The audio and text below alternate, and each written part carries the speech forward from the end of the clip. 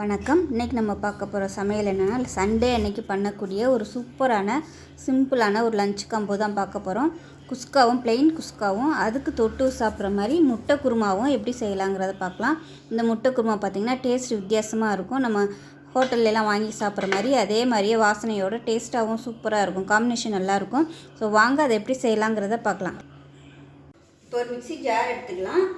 Measuring கப்பில் 3/4 cup அளவுக்கு துருவன தேங்காய் எடுத்திருக்கேன். அழுத்தலை அப்படியே மேலோட்டமாக எடுத்திருக்கேன். இந்த அளவுக்கு போதும். இப்போ இதில் பார்த்தீங்கன்னா 1 டீஸ்பூன் கசகசா, ஒரு 10 முந்திரி பருப்பு நல்லா சுடுதண்ணியில் ஊற வச்சு வச்சுருக்கேன். இப்போ இதில் ஒரு 10 பீஸ் வெங்காயம் சேர்த்துக்கலாம். ஒரு சின்ன துண்டு பட்டை, 2 கிராம்பு, சின்னதாக கல்பாசி இந்த அளவுக்கு சேர்த்துக்கோங்க. இதுக்கு மேலே சேர்த்திங்கன்னா உங்களுக்கு கசப்பு வந்துடும். இதில் 1 டீஸ்பூன் சோம்பு சேர்த்துக்கலாம். சோம்பு சேர்த்திங்கன்னா நல்லா வாசனையாக இருக்கும். இதில் வந்து நான் ஏலக்காய் சேர்க்கலை. விருப்பம் இருந்தால் நீங்கள் ஏலக்காய் வந்து சேர்த்துக்கோங்க. என்கிட்ட இப்போதைக்கு இல்லை. இப்போ இதை வந்து அரைச்சிக்கலாம். இப்போ இதோட ஒரு 2 புதினா இலை சேர்த்துக்கலாம். நல்லா வாசனையாக இருக்கும். இதோட கொஞ்சமாக கொத்தமல்லி சேர்த்துக்கலாம். இவ்வளோ சேர்த்தா போதும். இப்போ எல்லாத்தையும் அரைச்சிட்டு வந்துட்டு பார்க்கலாம். ஒரு குக்கர் எடுத்துக்கலாம். இதில் வந்து எண்ணெய் சேர்த்துக்கலாம். ரீஃபைண்ட் ஆயில் சேர்த்துக்கலாம். நீங்கள் கடலை எண்ணெய் சேர்த்திங்கன்னா நல்லாயிருக்கும். இப்போ என்ன நல்லா சூடாகிடுச்சு. 1 டீஸ்பூன் சோம்பு சேர்த்துக்கலாம். பிரியாணி இலை சேர்த்துக்கலாம். இப்போ இதில் கருவேப்பிலை சேர்த்துக்கலாம். இதில் கொஞ்சமாக புதினா சேர்த்துக்கலாம். இப்போ மீடியம் சைஸ் ஒரு வெங்காயம் சேர்த்துக்கலாம். நீளமாக வெங்காயம் நல்லா வதங்கிடுச்சு. 1 டேபிள் ஸ்பூன் இஞ்சி பூண்டு பேஸ்ட் சேர்த்துக்கலாம். இப்போ இஞ்சி பூண்டு பேஸ்ட்டு நல்லா வதங்கிடுச்சு. 1 டீஸ்பூன் மிளகாத்தூள் சேர்த்துக்கலாம். அதே மாதிரி 1 டீஸ்பூன் சிக்கன் மசாலா, கடைகளில் விற்கிற சிக்கன் மசாலா தான் எடுத்துருக்கேன். இது வந்து சிக்கன் 65 மசாலா, அதையும் சேர்த்துக்கலாம். புரோட்டா கடையிலாம் பார்த்தீங்கன்னா இந்த மசாலா தான் அதிகமாக யூஸ் பண்ணுவாங்க. நல்ல கலராகவும் இருக்கும். அந்த சால்னா நல்ல டேஸ்ட்டாகவும் இருக்கும். இது இல்லை அப்படின்னா நீங்கள் தனியாத்தூள் மட்டும் கூட சேர்த்துக்கலாம். இப்போ எண்ணெயில் நல்லா வதக்கியாச்சு. நல்லா பெரிய பழமாக தக்காளி வந்து 1 சேர்த்துக்கலாம். இப்போ தக்காளி நல்லா மசிஞ்சு வர அளவுக்கு வதக்கிக்கலாம். உப்பு சேர்த்துக்கலாம். தக்காளி நல்லா மசிய ஆரம்பிச்சிருச்சு. இந்த ஸ்டேஜில் ஒரு 2 டேபிள் ஸ்பூன் அளவுக்கு தயிர் சேர்த்துக்கலாம். தயிர் சேர்க்க விருப்பம் இல்லாதவங்க விட்டுடலாம். சேர்த்திங்கன்னா டேஸ்ட் நல்லாயிருக்கும்.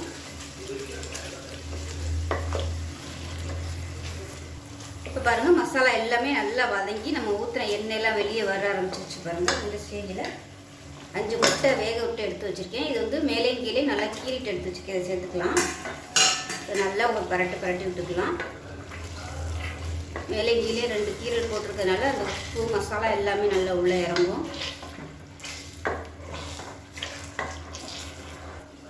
முட்டையை சேர்த்து வதக்கியாச்சு. இப்போ நம்ம அரைச்சி வச்ச தேங்காய் பேஸ்ட்டை சேர்த்துக்கலாம்.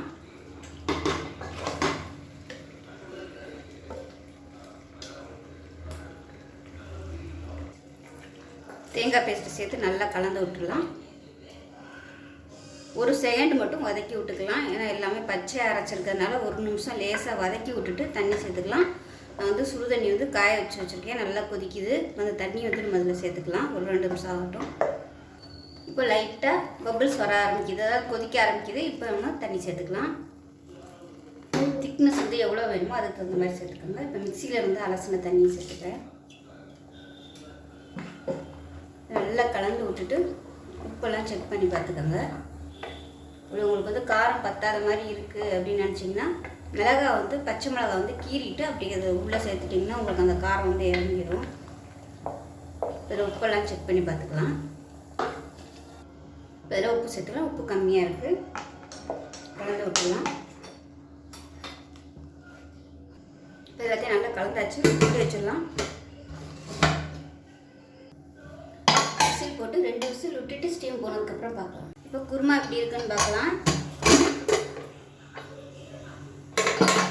நல்ல வாசனையாக சூப்பராக வந்துடுச்சு பாருங்க. குருமா கரெக்டான அளவில் இருக்குது. ரொம்பவும் தண்ணியாக இல்லை.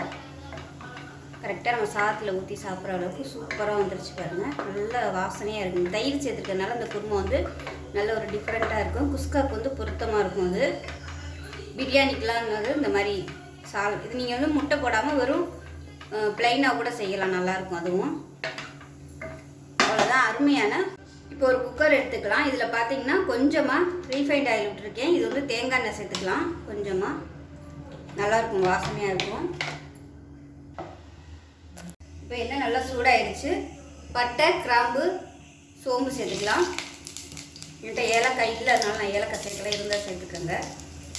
ஒரே ஒரு பிரியாணி இலை சேர்த்துக்கலாம்.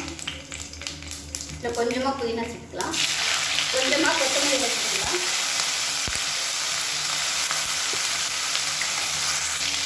மீடியம் சைஸ் ஒரு வெங்காயம் சேர்த்துக்கலாம்.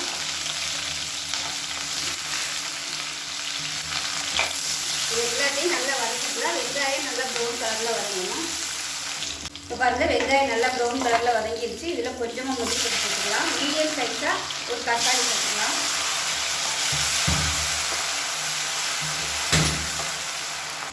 தக்காளி வதங்குறதுக்கு உப்பு சேர்த்துக்கலாம். 3/4 டேபிள் ஸ்பூன் இஞ்சி பூண்டு பேஸ்ட் சேர்த்துக்கலாம். இப்போ இதில் 1/2 டேபிள் ஸ்பூன் அளவுக்கு மிளகாத்தூள் சேர்த்துக்கலாம். நான் வந்து கொஞ்சம் தான் எடுத்துருக்கேன் பிரியாணி அரிசி, அதனால் 1/2 டேபிள் ஸ்பூன் போகல, இல்லாட்டி ரொம்ப காரமாயிரும். இப்போ எண்ணெயில் வந்து லேசாக வதக்கி விட்டாச்சு. இப்போ இந்த ஸ்டேஜில் பார்த்திங்கன்னா தயிர் சேர்த்துக்கலாம். 1 டம்ளருக்கு 1/4 டம்ளர் தயிர். நான் இந்த டம்ளரில் தான் எடுத்துருக்கேன் அரிசி, அதனால் இதே டம்ளரில் 1/4 டம்ளருக்கு தயிர் சேர்த்துருக்கேன். மீடியமான ஃப்ளேமில் எண்ணெய் கொஞ்சம் வரட்டும். இப்போ இதில் கரம் மசாலா சேர்த்துக்கலாம், 1/4 டீஸ்பூன் போல். இது வந்து பட்டை, கிராம்பு, ஏலக்காய், இது 3 வறுத்து பொரிச்சது. இது இல்லைன்னா நீங்கள் வெறும் கரம் மசாலா சேர்த்துக்கோங்க, இல்லைன்னா பிரியாணி மசாலா இருந்தால் கூட நீங்கள் அதை சேர்த்துக்கலாம். இப்போ எல்லா மசாலாவும் நல்லா வதங்கிடுச்சு. தண்ணி சேர்த்துக்கலாம். 1 டம்ளருக்கு 1.5 டம்ளர் தண்ணி. நான் வந்து 1 டம்ளர் தண்ணி வந்து சூடு பண்ணிவிட்டு சேர்த்துக்கலாம். டம்ளரில் வந்து தயிர் கொஞ்சம் இருக்கிறத சேர்த்து அப்படியே சேர்த்துக்கலாம்.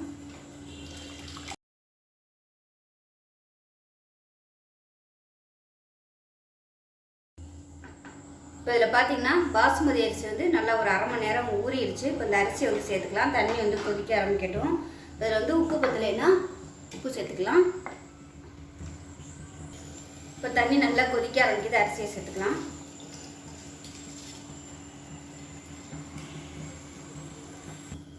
இப்போ வந்து நல்லா கலந்து விட்டுட்டு மூடி வச்சிடலாம். கொதிக்க ஆரம்பிக்கட்டும். லைட்டாக அந்த கொதி வர ஆரம்பிக்கல மூடி விட்டுடலாம். இப்போ தண்ணி நல்லா கொதிக்க ஆரம்பிக்குது. இப்போ லைட்டாக ஒரு கிளறி விட்டுடலாம். கிளறி விட்டுட்டு மூடி விட்டுடலாம். மூடி விட்டு 2 விசில் விட்டு ஸ்டீம் போனதுக்கப்புறம் பார்க்கலாம். இப்போ நம்மளோட குஸ்கா பிரியாணி எப்படி இருக்குன்னு பார்க்கலாம். ப்ளைன் குஸ்கா இல்லை ப்ளைன் பிரியாணி எப்படின்னா வச்சுக்கலாம். பாருங்கள், சூப்பராக வந்துருச்சு. கீழேருந்து மேலே வரைக்கும் நல்லா பரட்டி வச்சுக்கலாம். நானும் என் பையனும் மட்டும்தான் மதிய சாப்பாட்டுக்கு, அதனால் நான் 1 டம்ளர் தான் வச்சுருக்கேன். இதுவே மிச்சம் இருக்கும். குருமா வந்து கொஞ்சம் கூட வச்சுருக்கேன். நைட்டுக்கு வந்து இட்லி தோசைக்கு வந்து எடுத்துக்கலாம் அப்படின்ட்டு. இது வந்து ஆறுச்சுன்னா உங்களுக்கு நல்லா சரியாயிடும். அந்த லேசாக உள்ள அந்த ஈரப்பதம்னா நேரம் ஆக உள்ளே எடுத்துகிட்டு நல்லா சூப்பராக உதிரியாக வந்துடும். பாருங்கள், இப்போவே நல்லா தனித்தனியாக இருக்குது. அவ்வளோதான். டேஸ்ட் பார்த்திங்கன்னா நல்லா அட்டகாசமாக இருக்கும். குருமாவோடு சாப்பிட்றதுக்கு சூப்பராக இருக்கும். இப்போ பாருங்கள், அருமையான குஸ்காவும் அருமையான முட்டை போட்ட குஸ்கா குருமாவும் ரெடி ஆகிடுச்சு. ஸோ இந்த லஞ்ச் மெனு பிடிச்சிருந்துச்சுன்னா லைக் பண்ணுங்கள், கமெண்ட் பண்ணுங்கள், சேனலை சப்ஸ்கிரைப் பண்ணுங்கள், பக்கத்தில் உள்ள பெல் பட்டனையும் ப்ரெஸ் பண்ணுங்கள். நன்றி.